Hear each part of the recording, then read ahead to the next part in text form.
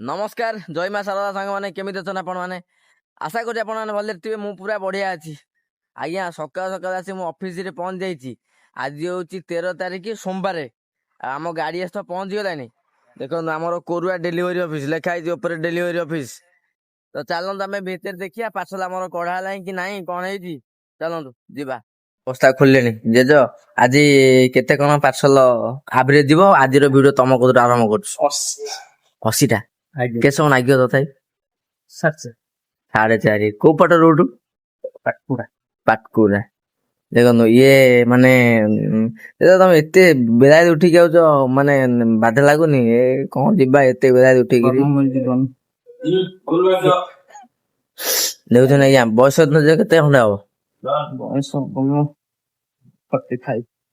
45 ବର୍ଷ ଆମର ଭାଇକି ହେଲାନି 45 ବର୍ଷ ବୟସରେ ଆସିକିରି ସଠିକ ଟାଇମରେ ଅଫିସ ରେ ପହଞ୍ଚିବେ 6ଟା 6:30 ଭିତରେ ଦେଖନ୍ତୁ ଆମର ପାର୍ସଲ ଗାଡିରୁ କଢା ହଉଛି ଆଉ ଏଠି ଏତିକ ପାର୍ସଲ ଥୁଆଯାଇଛି ଆଜି ପାଖାପାଖି 1500 ଭଳିଆ ଲୋଡ ଅଛି ଆମର ମ୍ୟାଡାମ ପଳେଇ ଆସିଲେଣି ଅଫିସ ଆମର ଖୋଲିଗଲାଣି ଦେଖୁଥିବେ ଆଉ ଏପଟେ ଭାଇ ମାନେ ଆମର କାଢୁଛନ୍ତି ପାର୍ସଲ ଗାଡିରୁ କଢା ହଉଛି ଆମ ପୁଷ୍ପ ଭାଇ କାଟୁଛନ୍ତି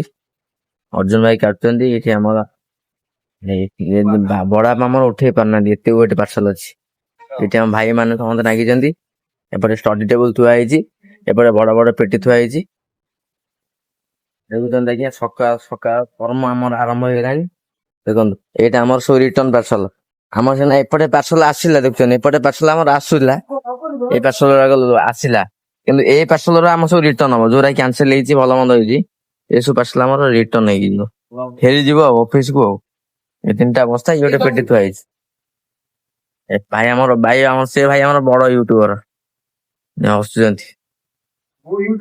ଏମିତି ଆଉ ଏଇ ତ ସବୁ ଜିନିଷ ଆଜ୍ଞା ଦେଖୁଛନ୍ତି ଆଉ କଣ କହିବା ଆଉ ଭାଇ ମାନେ ଆମର ଆସିନାହାନ୍ତି ଆସିବେ ଆଗକୁ କର୍ମ ବଢେଇବା ଆଉ